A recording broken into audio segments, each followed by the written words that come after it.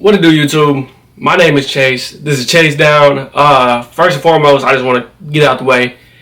I apologize.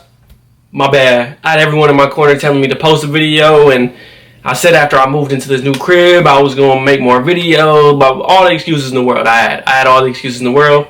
But truly, everyone in my corner was telling me to make another video, and I just didn't. But yeah, not gonna sugarcoat it. I'm going to try to be more consistent. I'm going to try to get back on it. I'm going to try to come in the season and try to post a video at least once a week. I'm not going to try to push myself like last year and try to do 2-3 videos a week. I'm just going to try to do one a week, get you some quality content, talk about stuff I'm passionate about, and that's about it.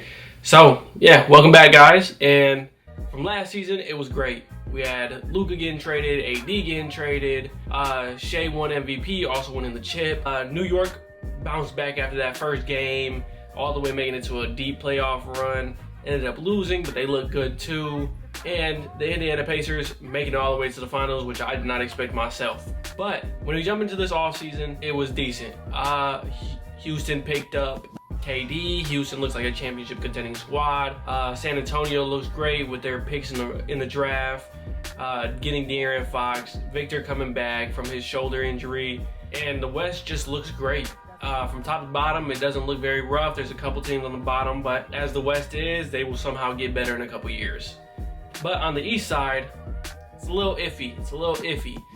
You still got New York, you got Detroit coming up, you got the Pacers, and you got some good teams, but it's hard to contend with that West lineup. But that's not what I want to talk about today. Not at all. I want to talk about the Indiana Pacers. And I don't want to talk about their finals run. I don't want to talk about it. It was great. Tyrese, Pascal, Andrew Nembhard all coming out and showing out, but that's not what I want to talk about. I want to mainly talk about something on the opposite end, on how I believe, personally, Tyrese Haliburton and his ruptured Achilles was the best thing to happen to this organization.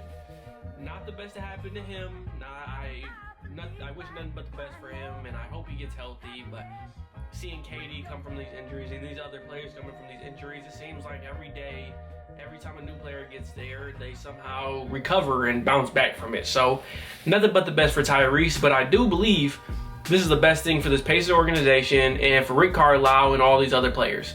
Because if we noticed, in the NBA Finals, in that whole playoff run, everyone stepped up.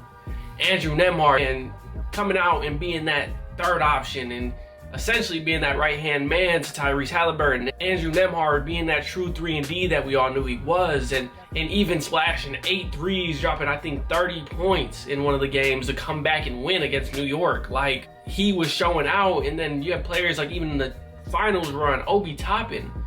He would drop 10 points and it was the most electrifying 10 points out there. And he was one of the big pieces of this team, even if he was only dropping 10 points. And TJ McConnell, oh my goodness, how much more can I say about the guy? Like, he had nothing but heart out there. Everything he was doing, it was a plus. Getting steals off the inbound, being a pest, getting these points. When Tyrese went out in Game 7 where it looked like it was all over, man, it seemed like he was the star in that final run right there. Like, this whole Pacers team showed out. Benedict Mathurin had himself a game, and I want to say Game 4 or 5. Like, he was showing out. And then a Game 7 hit, and the Indiana Pacers were going to cause this upset against the OKC team where really I thought they were going to win in 5. So the fact that they were able to make it all the way to Game 7 and almost pull that out, wow, it amazed me. It amazed me. It had me nervous, and seeing the team with so much depth like this OKC team where you have Cason Wallace, Aaron Wiggins, Alex Caruso coming off being a defensive presence again, especially in that Denver series where he was the one holding Jokic, and he was holding him to as best as you can against Jokic, who was debatably one of the best players in the world. So it's crazy that you would see the talent difference, yet that energy over there in Indiana was something amazing, something different. And to get back into the topic, yes, I think it's the best thing to happen in Indiana with this Tyrese Haliburton injury. Just being honest, because yes, you lose Tyrese Haliburton, and in the offseason, Miles Turner goes to the Milwaukee Bucks on a nice deal, but you still have everyone else. And the best of my memory, they're below the luxury tax, so they don't have to pay anything. They still have their pick for 2026, and they still have all their core pieces. So you see players, when Tyrese Haliburton was active, everyone was getting the ball. Everyone would do their part. If it was little or a lot, Obi Toppin catching a lob, the crowd would go crazy. Andrew Nembhard catching a three, shooting it. Pascal Siakam being kind of the backpack role on this team. Like, everyone did their job, and it was great. It was great, but you never saw like the best out of these players every game. Yeah, you saw them play their heart out, and you saw them do the best they can in that way, being the nice support roles. But with this team, I really feel like they could have beat this OKC team if they were more developed. Not to say they aren't a great team. Again, they made it to the finals. They brung it all the way to 7. But man, when you have players like Andrew Nembhard, Nesmith, and then coming off the bench, Benedict Mathurin, Thomas Bryant, who are all doing their part, it would be nice this season with Tyrese Haliburton out, with his injury, prayers up to him, to see these players form into their true molds. My favorite player on that squad is Aaron Nesmith. He's a 3-and-D player. His main thing, especially in this finals run, play defense. He locked up your best player, which was Shea. He did his best for what you can with the MVP. And he would come down and smack threes. And that was kind of what he was doing. And it worked. It worked. It seemed like he could not miss out there. And then when you go to Andrew Nembhard, whenever Tyrese went on the bench, Nembhard was just doing his thing, playing iso ball, getting his teammates the ball, like scoring, and he wasn't dropping no 30 points like Shea, but he was doing his part. He did the tween cross step back over Shea. Like, Shea's a great defender, but I would love to see that more consistently. I would love to see when Tyrese gets off the floor or having a bad game or bad stretch where they can just come out and just take over. I would love to see that. Pascal Siakam had to do the backpack role. He was getting to the rim. He was keeping them in the game, and he did his part. But I would love to see him be kind of the leader on this team. Tyrese is always going to be the leader, but we saw what Pascal could do in that Toronto Raptors role, where Kawhi was the number 1, yet he was still getting to the bag. He was getting to the rim. He was doing his job, and not to say he wasn't doing it now, but I would love to see him just go back to that role while everybody else helped him out. I would love to see them help Pascal out. TJ McConnell, he was the motor. He was the motor of this team. He was great. When Tyrese went out of the game, it seemed like he was keeping him in it. He was bringing that energy. He was getting the inbound steals. He was getting the crazy layups. I don't even understand how he was getting above Chet and Shea and stuff like that. Like, he was great. With Tyrese being injured, you let these players come out of their shell. You let Benedict come out and play. You let Andrew Nembhard play. You let Aaron Nesmith play. And I feel like with this tank year, that they could really come out of their shell. I don't believe it's going to be a tank year. I feel like this is just going to be a slow year. Nothing wrong with that. Nothing wrong with that, because we saw with Golden State a couple years ago, they tried the same thing when Klay was out, KD was gone, Steph Curry broke his hand and was almost out for the whole season. They just called it a year. Next year, they were able to get the number 2 pick, number 3 pick, and pick up James Wiseman, where we see they still need a center, but we thought that was going to be the center to do it. They got Jonathan Kuminga. They got Moses Moody. Like, they had themselves a nice draft.